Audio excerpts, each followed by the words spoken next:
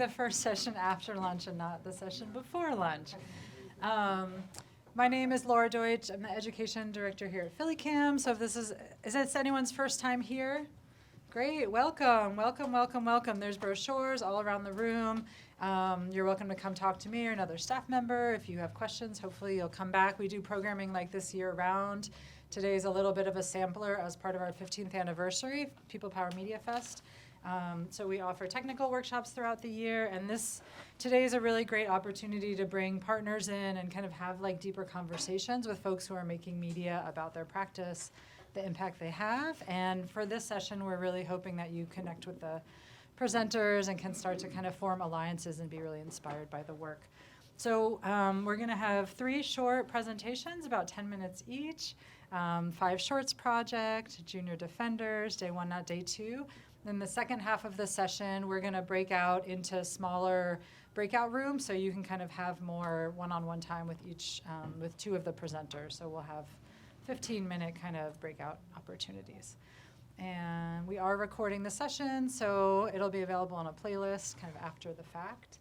And I think that's all I got to say. So I'll welcome up Guy Lang from the Junior Defenders to kick us off.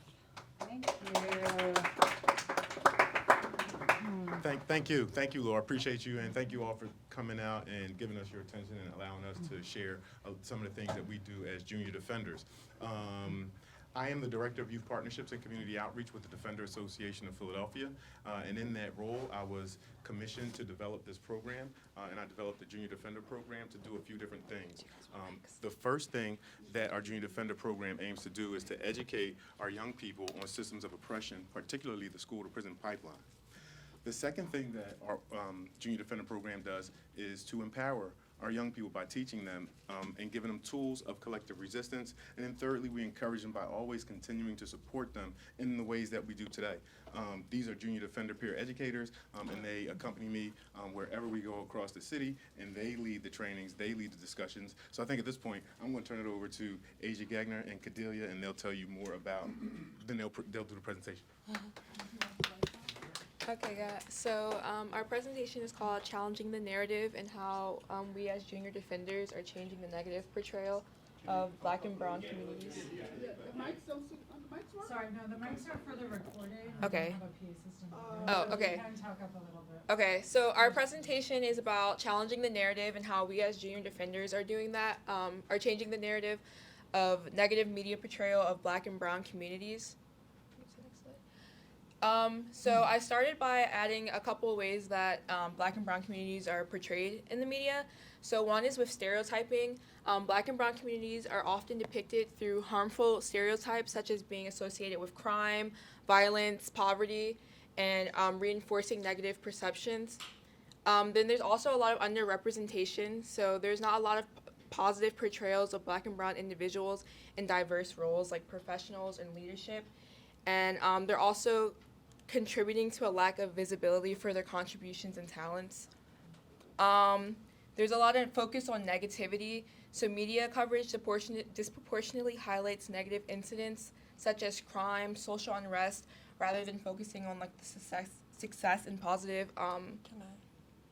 Yeah, so like even with that one specifically, there's been times where you might hear people say that the news is really not for us. Like it doesn't really highlight the accomplishments and things that we have going on, and like if there's something bad going on in the community, you might see it repeatedly. You might see it every single night, and it just feels like it's kind of overpowering you. You have no choice but to think these negative things about what's going on. And these portrayals often reinforce societal biases and racism, shaping public's opinion and policy in ways that further marginalize these communities. And then there's also misrepresentation, so media often fails to represent the true diversity of these experiences, voices, and perspectives within Black and Brown communities, and it often offers a one-dimensional view of their experiences. Let's go to the next slide. So I talked about the impact that this has on these communities. So reinforcing the stereotypes often perpetuates people like associating Black and Brown communities with these negative stereotypes like crime and poverty and things like that, and like being violent. Sorry. So Guy did mention the school to prison pipeline, which is basically like the over policing of young Black and brown people inside the school. So they're like reinforcing the stereotype by like having so many police officers in school, and while school may be a iffy place right now, like considering everything that's going on in the media, it doesn't need to be full of police officers, and for those police officers to really give them like a lot of trouble for the small things that they're doing in school. Like they're reinforcing these stereotypes. They're just giving it to these kids because they think these kids are bad, or these kids really need it, or they need some type of discipline. When they might need something else, and that's not it. Yeah, so like she's saying, basically these negative portrayals can like contribute to how policies are formed, and like how like basically like they contribute to how policies are formed and how, you know, people in these communities are treated. It also affects like mental health. So like if you're constantly being exposed to negative depictions of yourself, it can affect your self-esteem and like your mental health, particularly in youth. It also can lead to limited opportunities, and it can also erode in trust in institutions. So like these portrayals can create distrust between marginalized communities and institutions like media, law enforcement, and the justice system. So I want to talk a little bit about advocacy and education. And we do empower our youth and our communities through educational workshops and resources that promote media literacy, and we teach individuals about their rights and advocate for positive representation and to counteract negative media narratives. One thing that our young people, Aidan mentioned our listening tour. We did a listening tour back in February, and just to kind of circle back a little bit to the mental health piece, the number one thing that the young people that we spoke to in more than a dozen schools in the month of February during Black History Month was mental health, and that our young people experience higher levels of anxiety and fear in spaces like school. And we also mentioned school resource officers and police in school. It was found through research that the crime rate in schools, or the rates of arrest in schools, increase the moment a school resource officer enters that building. And that's because they have the power to arrest. And Asia and Kat mentioned a little bit about, Cordelia, they mentioned a little bit about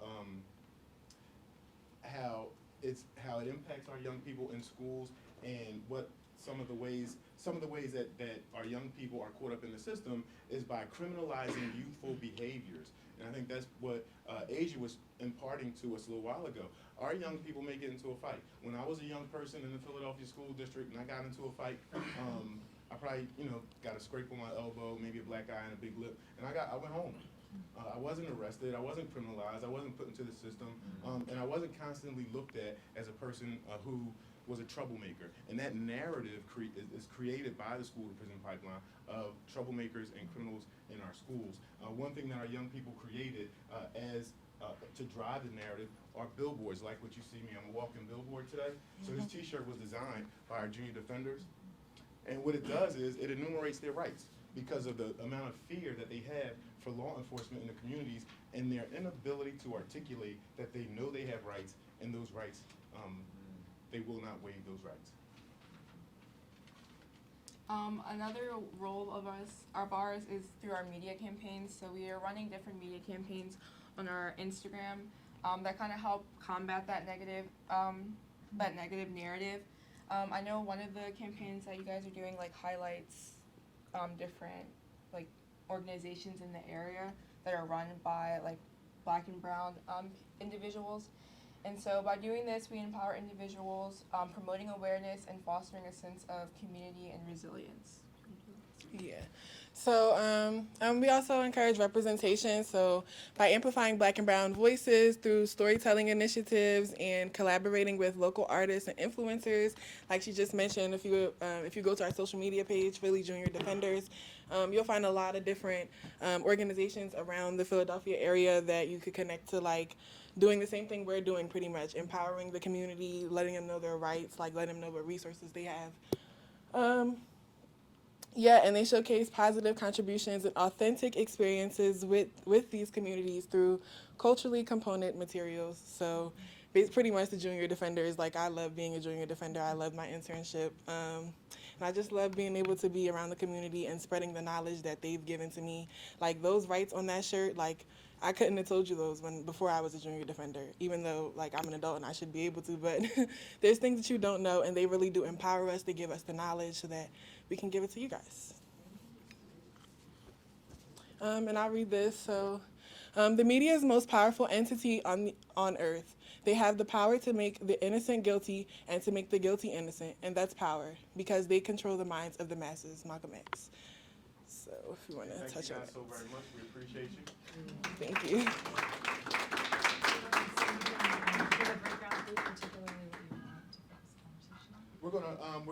We'll be in our breakout room in the back, and we'll be discussing ways that we can change the narrative around black and brown students in our schools and just in our communities and our faith-based organizations, wherever we see black and brown young people, how we can make those spaces safer by changing that media narrative that criminalizes all of our young black and brown people. And I would also encourage and invite you to follow us on social media at Philly Junior Defenders. We are on TikTok, we are on Instagram, and again, that's at Philly Junior Defenders, all one word.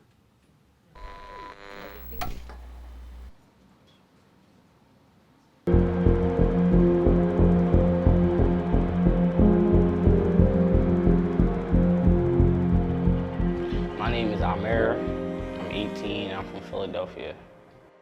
It was real scary. Like, at first, I didn't really understand everything, like what was going on fully. But when reality set in, I'm really realizing that I had got shot, and it bothered me a lot when it happened. But now it don't bother me that much. So I just learned how to face reality and just live, right? Keep going forward. Just ignore it, basically, or at least try to. So basically, I was just with my mom. I was just talking to my mom, and then shots just went off out of nowhere. I looked over, and someone was standing directly in my face. So I tried to attempt to run, and I guess that's when I got shot. I didn't feel anything happen, though, so I wasn't sure if it really happened to me, or I wasn't sure at the time. I had a lot of fun. Like, after that happened, it just made me, like, I just paid to, like, my awareness got a little better, like. And it just, I ain't gonna lie though, after that happened, it just like, it made me feel like when I'm outside, like when I see people with ski masks and all that, I don't know if they gonna try to do something, like.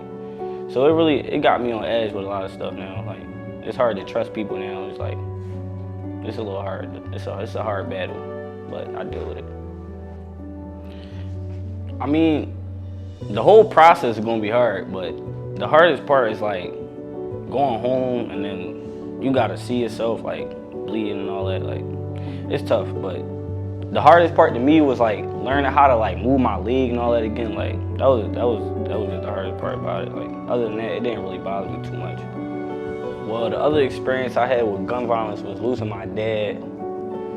I ain't gonna lie, like, my dad passing away, like, I lost focus in school, a lot of stuff. Like, it's just hard to believe he's still not here. I mean, it still hurt. The pain is still the same, but like, I just try to face reality, and I know my dad in a better place, so I just try to think positive about it. You know, I had people that helped me cope.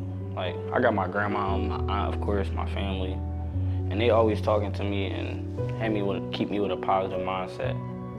So I do got my family help me.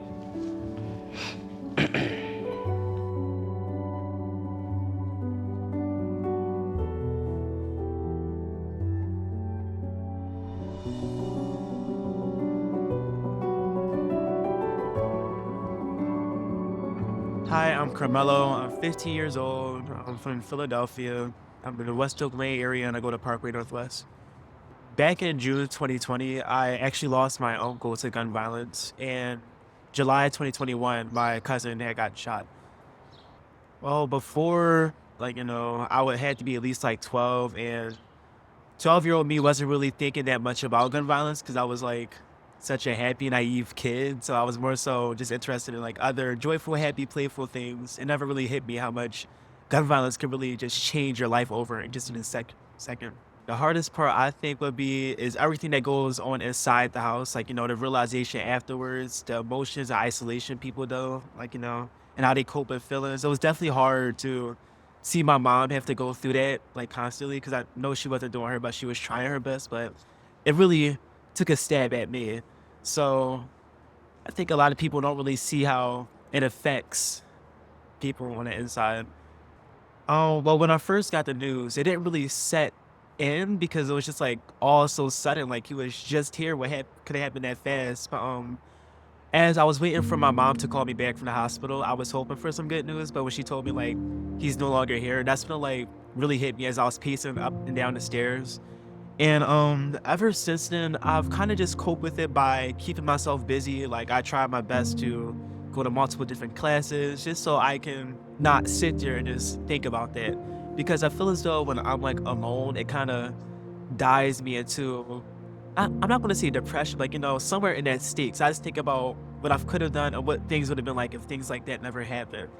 So coping with that, I decided to dive into guitar, dive into, doing my mom's classes and almost just anything besides just being by myself. Yeah, I don't really see a difference. There's still a lot of unsolved murder cases going on when it comes to gun violence. I feel like it's not enough effort being put into those murder cases. So I don't really think help is really being put out there. I feel like they're trying to, make it seem like it is, but I don't see nothing different happening.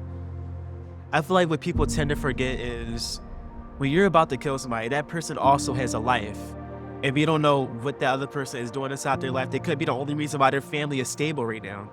So it's like, is it really that deep? Do you know exactly what you're taking away from not just their life, but, other people's lives? Because I feel as though when somebody close to you dies, a piece of you die with them. Because people never really recover from death like they only learn to cope with it. So I just really wish people would start thinking it through and trying to find other solutions rather than gun violence. Like I'd rather like a little fist fight to happen than, murder. When this all happened, I wasn't really comfortable enough to go look for resources. So I always tried to find ways to cope with it myself. But I feel like, if you look hard enough, you'll find the right people to connect to and talk to, have that comfortability to have those resources with you. So, hello everyone. I am Shameka Sawyer. I am the founder and executive director of the Five Shorts Project. And as you can see from the clip you just watched, our goal is to make filmmaking and visual storytelling accessible to underserved communities, and also too for our young people, just providing a safe space for them to just be creative and be young. Go back to, yeah, there you go. So my story for starting our youth program is, that's my brother, Tanch. That was his nickname. His real name is Alan Taylor. And he was murdered in 2020. And a part of what he wanted to do with his life, he always wanted to reach out and work with young people. So I thought this would be a great way to keep his legacy alive, is by creating a program where young people will have access to the tools to tell their stories. Bottom right or left, depending on how you view it in it, is my nephew. He was the one featured in the video, and that's my brother's son. He was shot and he survived, but I did witness a lot of the trauma that he experienced and that he still experienced today. So that's why I felt like helping young people make videos about their experiences is a great way to, number one, help them with the healing process, but number two, show other youth in the community that they're not alone and that, all these stories matter. So as we know, in Philadelphia, a lot of our young people speak about, some of the causes of why things happen the way that they do. A lot of times it's arguments, or if a family is experiencing any type of trauma, it's hard to get counseling services. You usually have to look for them yourselves. Or, for our young people, when it comes to rec centers and things like that, the hours are limited. It's getting better now, but sometimes the hours are limited, and it's not really appealing to teens. So I'll let these two chime in. This is Carmelo, who was also featured, and Xavier Coles. One thing I will say is that I know everybody has a story. And one thing I realized just from talking to people I know and individuals I see having a hard time throughout the day is that they feel like nobody wants to hear their story. So when you feel that, you want to get the validation from other things, the other negative activities that are out there. And I feel like that's also a reason why we're having the issues we are today. I feel like there should be more people out here that can support people, because I'm going to guess y'all would have never thought that I experienced that. And that's just how it is. And I feel like we just set this negative stereotype without trying to understand what's going on through these teenagers' minds. And that's one thing I really want to see a change with. Hello, so I'm Xavier. I haven't personally had experience with gun violence, but I have had experience with like social justice and peace. But Five Source Project helped me with better resolutions and how to fix what happened in the past or what's going to happen. Like a project that we're working on right now, we're writing stories about peace and social justice. And they gave me a better resolution to my story that I created, which changed my point of view on how to view trauma and things like that. So, as you can hear, our solution is definitely to provide a safe space, also skills and development, and a major part of what we do is we bring in a behavioral health counselor to help young people process their trauma and figure out better ways to handle negative situations like violence de-escalation techniques. And just to share impact with my nephew, he got into some trouble with the law because he was trying to figure things out. And at the time, he wasn't making the best decisions. But when he was in front of a judge had the choice to either send him to juvenile detention or to put him in a diversionary program. His lawyer showed the judge our documentary, and the judge got a better understanding of my nephew and what he was dealing with, so he decided to place him in a diversionary program. So that just speaks to how the things that we do can positively impact the trajectory of a young person's life. And thank you for listening, and we will be congregated here in this area for the breakout sessions if you want to learn more and talk more. Thank you.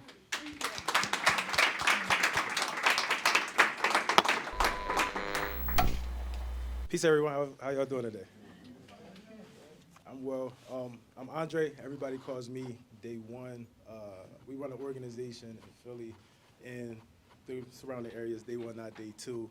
And before I get into what we do, everybody asks me, what does that name mean? Everybody like, why Day One, not Day Two? So we're going to explain that a little bit. Think about your first day of school, right? Your first day of school, you remember throwing out that fit the night before. You try to get flyer than you ever been. Looking forward to making new friends, new connections. Think about your first day on the job. You want to actually set a good impression. You're looking at your boss and you're thinking about promotions, and you want to make sure your coworkers know that you're here to actually put your best foot forward. Or that first date, y'all getting to know each other, you showing her your best self, you got the butterflies, right? But then what happens, time goes on, we start putting our head down in class. That's if we go into school at all, we start skipping. We start watching the clock. How many people got a job that they don't really want to go to now? We start watching the clock, can't wait to clock out, can't wait to complain about our job to our friends, and then them butterflies fly away. And unfortunately, that don't last. But what if we could preserve that day one energy? What if we could show up as our best selves every second of every day and make the most of each moment that we have? That's what Day One, not Day Two is about. It's about stepping up with that Day One energy every moment of every day. So our whole goal is to heal through creative expression and building power through narrative. I think it was, I'm not like a religious person, but I think it was in the Bible. First was the Word, and the Word was God, and the Word was of God, and the Word was God. Our words are powerful. That's basically what that is about. Our words are powerful. And there's so many entities and initiatives that focus on changing policy, changing laws, changing structures, giving resources. But if we don't change the hearts and minds, if we don't change how we talk about each other, if we don't change how we talk about ourselves, we're going to continue going through those cycles of harm, trauma, poverty. And so our very first program was called the Essential Music Program. we realized that there's so many harmful narratives that are being promoted through music, poetry, social media. And so we put together a program where we paid young artists to create high vibrational music about what they're going through in their community, movement music, peaceful music, protest music, whatever it is. We just not killing each other no more. We're not celebrating sabotaging our communities no more. We're not celebrating genocide anymore. Then we realized that, hold on, it's not just the music that's promoting these harmful narratives. It's actually in the courtroom. A little bit about my background, I served 8 years in prison at the age of 17. I understand the narratives that were in the court that I was up against. And so we started a participatory defense hub where we're helping young people navigate the criminal legal system, kind of similar to what Shameka said. We do videos for folks who are facing charges and with the purpose of getting them the best possible outcome, because we know the narratives that are being thrown around when we have black and brown youth in front of these courts. And then finally, as we all know here, we understand the narratives that our news promotes, that the media that we see every day, we're absorbing all of this. And so we set out to create a platform where we have news for us, by us. We have a group of folks that started out in North Philly called Community AF. It stands for Community Apprentice Fellowship. And so we have 6 fellows from North Philly that are learning solutions journalism and building a platform to tell their own stories, which I'll pass it to some folks from Community AF to talk about that whole process. Thank you. Hey, everybody, I'm Quan. I'm a narrative specialist with Community AF. So basically what we're doing is we're building a platform to help transform the narratives in North Philly. So a lot of times when we turn on the news and we see any news story that is in North Philly, it's not positive. A lot of it is fear-based. So we take a solutions journalism-based approach so that we can highlight the positive things that are happening in the neighborhood. And sometimes what that looks like is us actually getting boots on the ground in North Philly and interviewing the local residents to find out what's happening in the community that's positive, and then also use that platform to highlight those things. It's also a resource hub as well. So we want to highlight local business owners, activists, change makers that are in North Philly. And that's kind of in a nutshell what we're doing. Am I missing anything? Inside of that, we also focus on holistic healing for the individuals as well as community. With the Neighborhood News Network, it's welcome to the community for you to contribute, as well as contribute either in thought or in writing. And again, it's focused on holistic healing, because that's what we need, instead of just the Band-Aid solutions that we've been focused on. Anybody else got something they want to add? All right, so yeah, that's in a nutshell. And again, we're focused on solutions journalism, which is not just highlighting the positive, but how we're responding to these social issues. We all understand that problems exist. We know the challenges that we're up against, but what we don't highlight enough are the amazing organizations like Shameka's, or like what the defenders are doing that are actually solving these issues, working to solve these challenges. So our first project that we're kind of in the process of working on, heavy on the in the process, y'all, is about why young people carry guns. You know, we always hear the narrative of gun violence, gun violence, gun violence, but have we ever asked, why do you feel the need to carry a gun?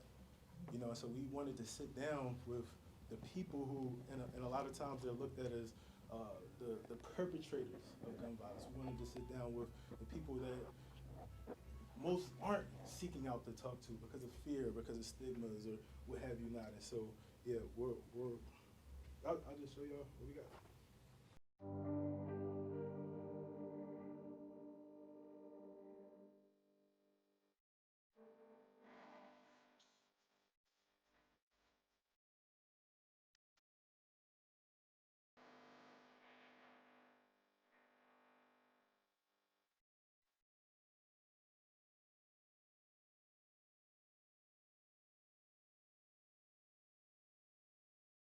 I don't feel safe nowhere. I don't feel safe in the city. I do need to carry a gun because you don't know what a person might be on. So. I definitely felt the need to carry a gun. It's almost like mandatory when you get to a certain age. we get to a certain point in life, we learn how to play with guns before we learn how to ride bikes. I lost my home, so it was raised in my eyes. I just want everybody to die from me. I don't give a fuck about nobody's feelings. It's sympathy for nobody. I lost about 4 to 5 friends due to gun violence. Let's talk about poverty. Let's talk about accessibility to guns. Let's talk about gun policies, like how guns are so readily available. Let's talk about creating opportunities for young people to have experiences and strong relationships and connections to opportunities and resources and education. Walk past a block. It's been no longer than 10 seconds since we walked past. We hear all these gunshots and a car, white car, fly down the street. We walk back. Two people sitting there, bullet in their chest, bleeding everywhere. I feel like it was just crazy because I was just there 10 seconds ago. Craziest thing I saw in my Philly was somebody getting killed right in front of my face. It was some bullshit. I'm keeping it big. Like, I ain't never thought I'd see some shit like that ever in my life. Ever. One of the craziest moments that I seen just coming up was seeing my homie get killed in front of me. That was probably one of the most surreal and, life-changing moments that I probably ever experienced. Several teenagers were once again involved in 2 separate outbursts of gun violence in Philadelphia. I don't think that locking people up is gonna change anybody, you feel me? Because the same shit, like, is already ruthless and in the jails. So when they come home, they just gonna be on the same tip they was in there. Just more of like making money and still a little bit of killing.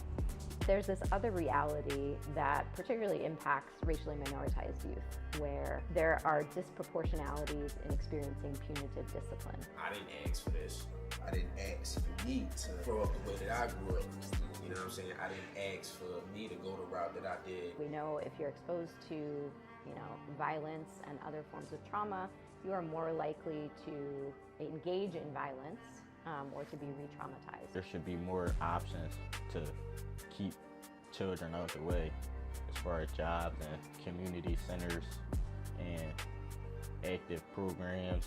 If the old heads was on like the more of like the care side, they just want the young boys to have a better life, they'll put them on some money, you feel me? And the young boys gonna put their young boys on some money, you feel me? And they all gonna come together. And this is gonna, you feel me? Everybody gonna be rich, you feel me? Everybody gonna be rich.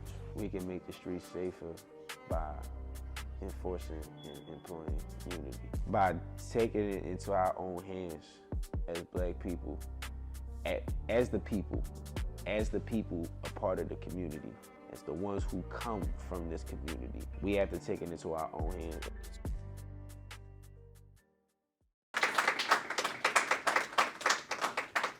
So we're going to be leading a spectrogram activity in the back, and it's going to challenge our thoughts, our beliefs, those stereotypes, and we're going to have real conversations about how those are impacting us and how we navigate through them. So hope y'all can join us.